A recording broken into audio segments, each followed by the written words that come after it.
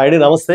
ఇప్పుడు నేను ఒక మహిళా మూర్తిని మీకు పరిచయం చేయబోతున్నాను. ఆవిడ ఎవరంటే విశ్వ హిందూ రక్షా పరిషత్ అనేటటువంటి దానికి ఆవిడ జాతీయ మహిళా అధ్యక్షురాలు. అంతేకాకుండా ఆవిడ ఒక సైకాలజిస్ట్ కూడా. ఇవన్నీ కాదు, అంటే నన్ను ఆకర్షించినటువంటి అంశం ఏంటంటే ఆవిడ మన ఆలయం మన బలం అనేటటువంటి ఒక ఉద్యమాన్ని అయితే చేపట్టారు. హెచ్ఎం టీవీలో అదైతే ప్రసారం అవుతుంది.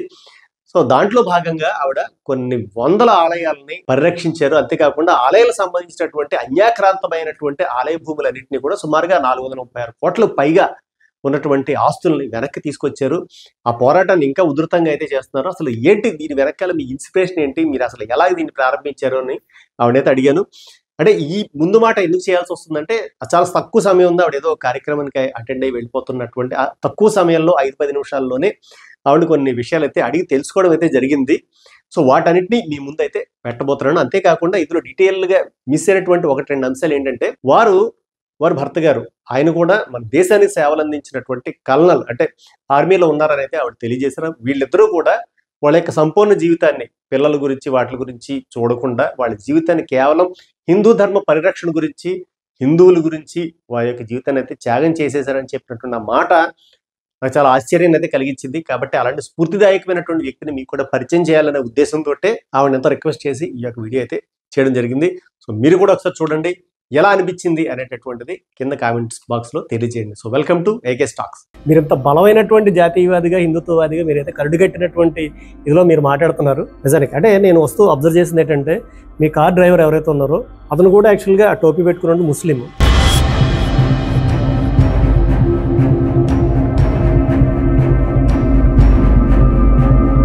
మరి ఈరోజు ఈ కారణం ఏంటయ్యా అంటే నాకు అర్థమైంది ఏంటంటే ఆశ్చర్యంగా ఉండొచ్చు అందరికీ, కానీ 70% తప్పిదం హిందువులది.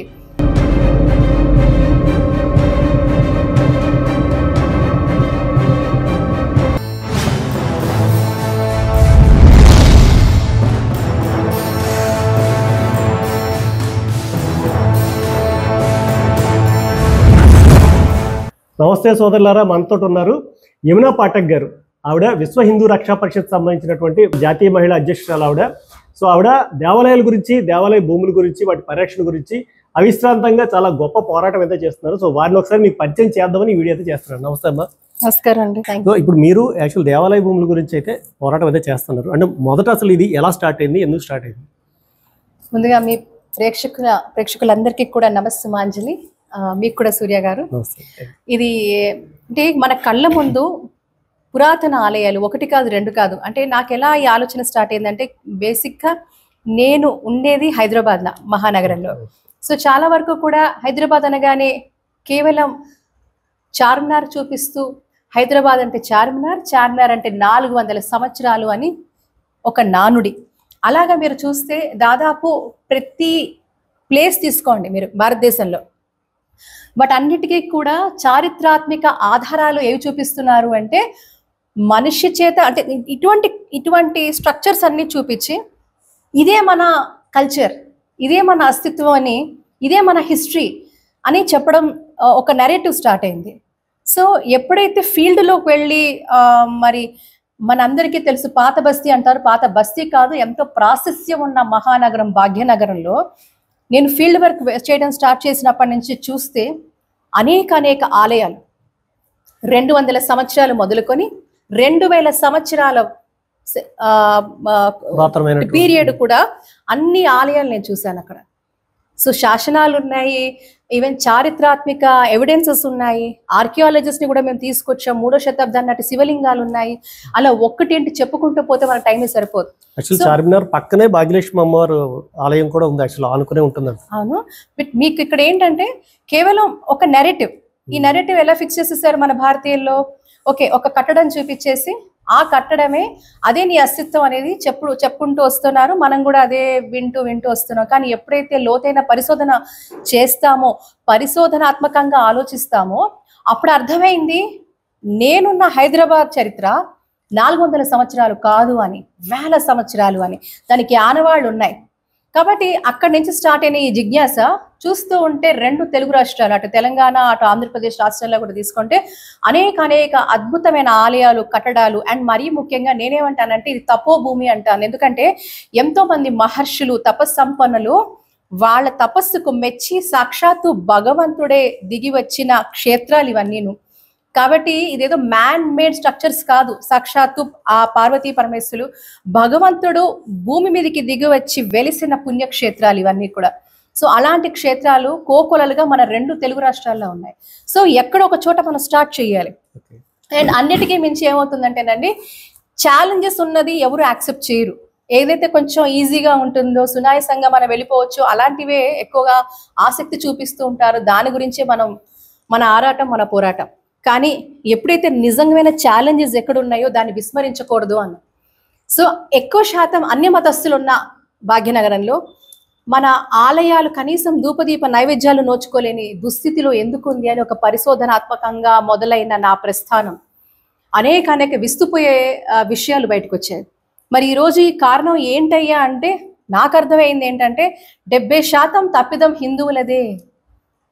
ఆశ్చర్యంగా ఉండొచ్చు అందరికీ, కానీ 70% తప్పిదం హిందువులదే. అనేక మంది వాళ్ళు ట్రస్ట్ బోర్డుగా ఉన్న వాళ్ళు కావచ్చు, లేకపోతే ఆలయ నిర్వాహకులు కావచ్చు, వాళ్ళ వ్యక్తిగత స్వార్థాలతో ఇవన్నీ కూడా. మరీ ముఖ్యంగా మన భారతదేశ స్వాతంత్రం వచ్చిన తర్వాత, మన దేశానికి స్వాతంత్రం వచ్చిన తర్వాత ఈ 70 సంవత్సరాలలో ఆలయాల పరిస్థితి కేవలం భాగ్యనగరమే కాదు, దేశం అంతటా కూడా వీటి పరిస్థితి అగమ్య గోచరంగా తయారైంది. కాబట్టి ఏదో మాట్లాడటం లేదు. ఎందుకు? దీనికి కారణం ఏంటి? ఎవరు కారణం? దేశానికి స్వాతంత్రం రాకముందైనా అవి కనీసం కాస్తో కూస్తో రక్షణ ఉండేదేమో. మరి స్వాతంత్రం వచ్చాక మనము హిందువులు అని చెప్పుకుంటున్న మనం ఏం చేస్తున్నాం?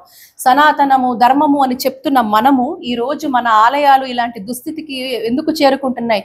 ధూపదీప నైవేద్యాలు ఎందుకు ఉండటంలే? హిందువులు ఆలయానికి వెళ్ళడమే ఎందుకు మానేశారు? ఆలయ సంస్కృతికి ఎందుకు వీళ్ళు ఫుల్ స్టాప్ పెట్టారు అనేది అర్థం కావట్లా. అంటే ఈ రోజు ఎక్కడ అంటే తప్పు మనలో ఉంది. నిజం చెప్పాలంటే హిందువులుగా కన్వర్ట్ చేయాల్సినటువంటి దుస్థితిలో ఉన్నాము. ఖచ్చితంగా నిద్రావస్థలో కూడా లేరండి. ఎందుకంటే నిద్రావస్థలో ఉన్న వాళ్ళని తట్టి లేపచ్చు, కానీ వాళ్ళు నిద్రావస్థలో ఉన్నారా, వాళ్ళు మెలకుగా ఉన్నారా అని చెప్పలేని దుస్థితిలో మనం ఈ రోజు ఉన్నాం. అంటే వాళ్ళ ధర్మం ఎంత గొప్పదని వాళ్ళు తెలుసుకోలేని పరిస్థితి. ఆ దుస్థితి వల్లే ఈ రోజు మనం మత మార్పులను చూస్తా ఉన్నాం. ఈ రోజు మన ధర్మం పట్ల విపరీతమైన విష ప్రచారం చూస్తా ఉన్నాం. ఎక్కడ మన ధర్మంలో ఎక్కడ చెప్పిందండి, నువ్వు ఇది చేయకపోతే నువ్వు ఏదో అయిపోతావు, ఇది చేయకపోతే నిన్ను భగవంతుడు శిక్షిస్తాడు, ఇది చేయకపోతే నీకేదో అయిపోతుంది. ఎక్కడ ఏ ధర్మంలో లేని, ఇక్కడ ఏ ఆంక్షలు మీరు చూడరు, ఇక్కడ ఏ నియమ నిబంధనలు లేవు, మీకు స్వేచ్ఛ ఉంది. సాక్షాత్తు శ్రీకృష్ణ పరమాత్ముడే కాలానుసారంగా కూడా మనిషి తనకు చెప్పాడు, విచక్షణతో తన ఒక సంస్కారంతో ఎలా మెలగాలి అని చెప్పడం జరిగింది. మన బుద్ధిని దానితో కేంద్రీకరించి ఎలాంటి అడుగులు వేయాలి, పక్కనోడిని నొప్పించకుండా నువ్వు ముందుకు ఎలా వెళ్ళాలని చెప్పాడు. కానీ నువ్వు ఇది చేయకపోతే ఇది అయిపోతా, అది చేయకపోతే అది ఎక్కడుందండి? యాక్చువల్గా మనకి నాస్తికవాదమైనటువంటి చార్వాక సిద్ధాంతం కూడా యాక్చువల్గా మన దాంట్లో భాగమే. ఎందుకంటే దేవుడి యొక్క అస్తిత్వాన్ని ప్రశ్నించడం కూడా మనకు ఉపనిషత్తు నేర్పిస్తుంది. ఆ క్వశ్చనింగ్ మనకు ఉంది. మనము అంటే ప్రతి దగ్గర క్వశ్చనింగ్ అనేది, ఎందుకు అనే క్వశ్చన్ అనేది మన దగ్గర ఉంది. కానీ మీరు మిగతావి చూడండి, అక్కడ ఎటువంటి మీకు ఆస్కారం లేదు, ఒక ఫ్రీడమ్ లేదు. నమ్మకపోతే చంపేయడమే. అంటే ఇక్కడ ఏమవుతుందంటే అలాంటి వాటిలో మరి ఎందుకు ప్రజలు అంటే చాలా మంది ఎందుకు మొగ్గు చూపుతున్నారు, ఎందుకు మత మార్పిడి జరుగుతుంది అంటే ఎందుకు వాళ్ళు ప్రలోభాలకి గురవుతున్నారు అని. కానీ మన ధర్మం ఏం చెప్పింది? నువ్వు ప్రలోభం కాదు, నీకు కష్టం వచ్చినా నష్టం వచ్చినా నువ్వు దాన్ని ఎదురీది నిలబడాలి, ధైర్యంతో సాహసంతో నువ్వు నించోవాలి, నీ యొక్క చక్కటి సంస్కారాలతో నువ్వు ముందుకు వెళ్ళాలి. ఆ రాటు తీయడం అనేది మనకు నేర్పిస్తుంది. నీ కష్టాన్ని నువ్వు వద్దు అనటంలా, నీ కష్టాన్ని నుంచి అధిగమించి నువ్వు ఒక దృఢమైన వ్యక్తిత్వం ఉన్న వ్యక్తిగా నువ్వు ఎలా ఉంటావని మన ధర్మం చెప్పింది. సో ఇది మనం ఈరోజు చెప్పలేకపోతున్నాం. మన ధర్మంలో అనేక కాలానుసారంగా జరిగిన అనేక మార్పులు చేర్పులు మంచి విషయాలు ఈ రోజు మనం ప్రబోధించలేకపోవడమే పెద్ద ఫెయిల్యూర్ అంటాను నేను. ఇప్పుడు చూసుకున్నాం, ఇందాక మన పారాయణాలు చూసాం. ప్రతి పారాయణంలో ప్రతి శ్లోకంలో అర్థం తాత్పర్యం ఎందుకు చెప్పలేకపోతున్నాం?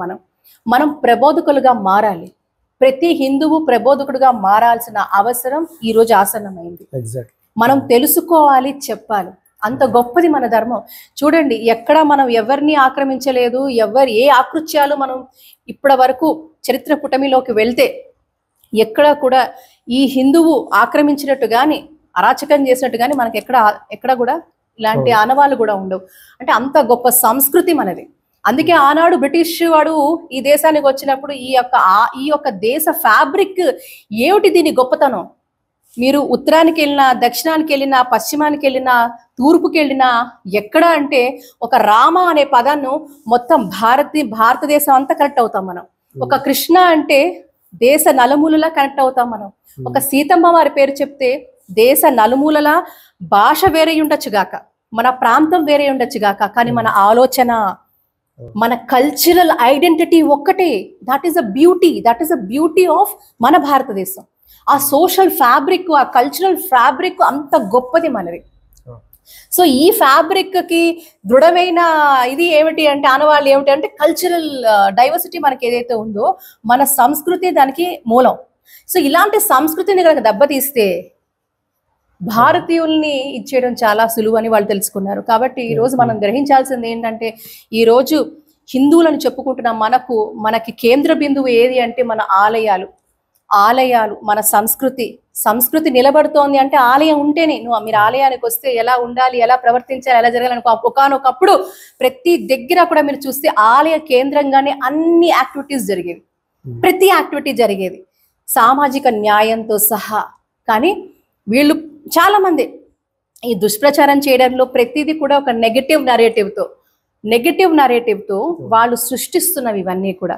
కాబట్టి ఏమండి, ఒక సినిమాకి వెళ్తామండి, ఒక సినిమాకి వెళ్తే ఒక ముగ్గురు వ్యక్తులు ఆ సినిమా చూస్తే ఆ సినిమా గురించి సారాంశం చెప్పమంటే ప్రతి ఒక్కళ్ళు ఒక్కొక్కటి చెప్తారండి. అలాంటిది హిందూ ధర్మంలో అదేదో చేశారు, హిందూ ధర్మంలో అదన్నదట. ఎవరండి అది చెప్పేది?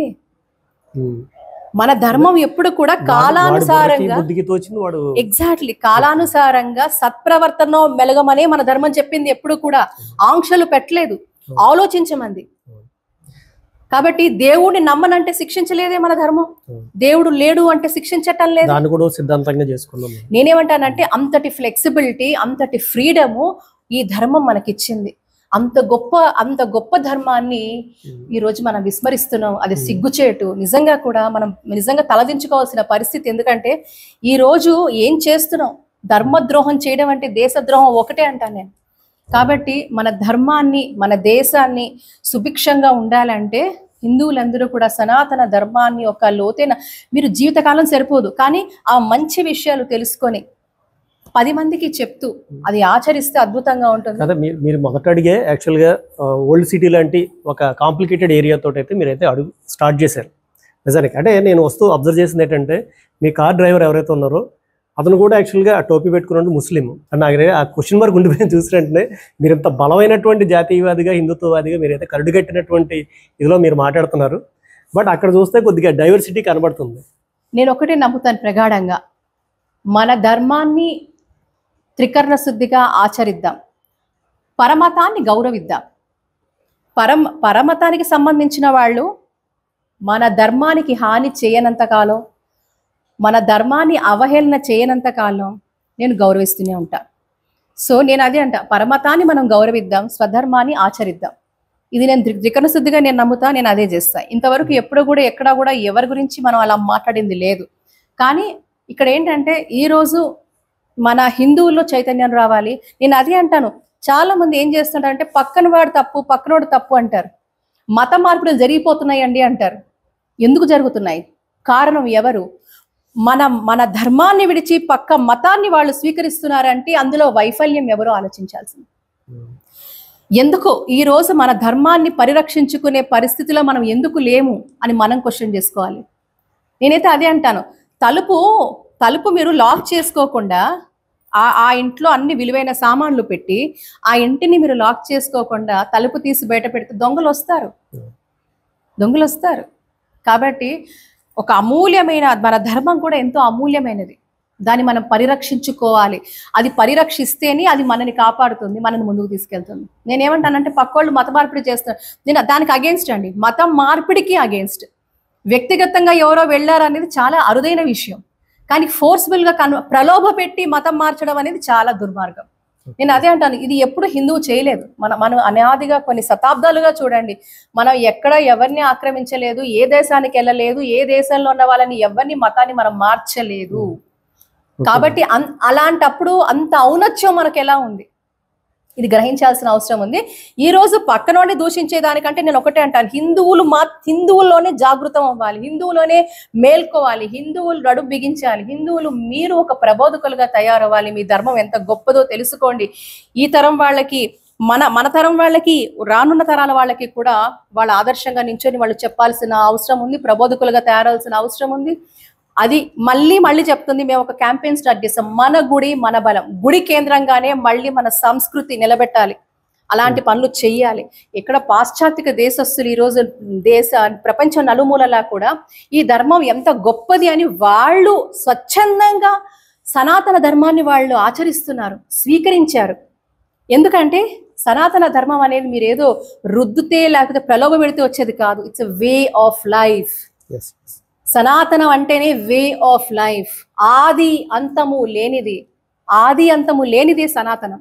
అలాంటి గొప్ప ధర్మం కాబట్టే మనం ఎక్కడికి వెళ్ళి ఎవరికి మీరు మతం మారండి అని చెప్పట్లేదు. స్వచ్ఛందంగా అనేక పాశ్చాత్య దేశస్తులు ఈరోజు వాళ్ళు ఈ అద్భుతాన్ని చూస్తూ, ఇది గొప్ప సంస్కరణ, మన జీవితాలను సంస్కరించేదే సనాతనం, మన ఆలోచనల్ని సంస్కరించేదే సనాతనం.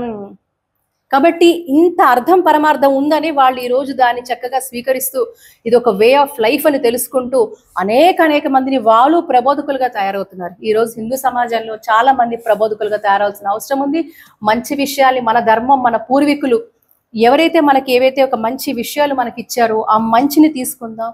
ఆ మంచి విషయాలు మనకు తెలిసింది మనం 10 మందికి చెప్పి ఒక చైతన్యంని ఒక జాగృతం చేద్దాం హిందూ సమాజాన్ని. నిజం చెప్పాలంటే యాక్చువల్గా గొప్ప నాయకులే అలాంటి కాంపిటేటివ్ ఏరియాలోకి వెళ్ళి ఇలాంటి విషయాలు టచ్ చేయాలంటే భయపడతారు. నిజంగా మీరు అంటే తక్కువైనా కాదు, యాక్చువల్గా మనకి ఫస్ట్ త్రిమూర్తుల కన్నా కూడా హైయెస్ట్గా మనం కొలిచేది అమ్మవారే. విధంగా అమ్మవారే మీ రూపంలో వచ్చి ఆలయాల బాధ్యత మీ రూపంలో తీసుకుందేమో అని చెప్పి నాకైతే అనిపిస్తుంది. సో అందువల్ల మీరు చేస్తున్నటువంటి మహాకార్యానికి మేము కూడా శిరస్సు వంచి నమస్కారాలు తెలియజేస్తున్నాము. ఆంధ్ర రాష్ట్రంలో కూడా అనేక పురాతన ఆలయాలు ఉన్నాయి. మరి కాకినాడ క్షేత్రంగానే మొదలు పెడతాం. అనేక పురాతనమైన అపురూపమైన ఆలయ సంపదను మనం తప్పకుండా దాన్ని కాపాడుకుందాం. మళ్ళీ మీతో చెప్పినట్టుగానే మళ్ళీ వాటికి పూర్వ వైభవం తీసుకొద్దాం. అది మన పూర్వీకులు మనకిచ్చిన అస్తిత్వం, అది మన అస్తిత్వం, ఇది మన ఆధ్యాత్మిక సంపద, ఇది మన వారసత్వ సంపద. అది మనం తప్పకుండా కాపాడుకోవాల్సిన బాధ్యత ప్రతి హిందూ మీద ఉంది. మనం కాపాడుకోవాలి. ఎప్పుడైతే పూర్వ వైభవం ఈ ఆలయాలకు వస్తుందో అప్పుడు నిజంగా ఆ సమాజం అంతా కూడా సుసంపన్నంగా, అద్భుతంగా, అద్వితీయంగా, అమోఘంగా ఆ సమాజం ఉంటుందండి. సో మీరు చేస్తున్నటువంటి పోరాటంలో మమ్మల్ని కూడా భాగస్వాములుగా చేసుకోండి. ఒకవేళ మీకు ఏమైనా ఆ యొక్క పోరాటంలో కావాలనుకుంటే శాయశక్తులా మేము కూడా ప్రయత్నం చేస్తామని మా యొక్క ఛానల్ తరఫు నుంచి నేను కూడా మీకు మాటిస్తున్నాను. తప్పకుండా అండి. Thank you. అంటే చాలా తక్కువ సమయం ఉంది కాబట్టి మీరు మాకు సమయం ఇచ్చారు, దానికి కూడా కృతజ్ఞత. తప్పకుండా అండి. Thank you. భారత్ మాతాకి జై. భారత్ మాతాకి జై.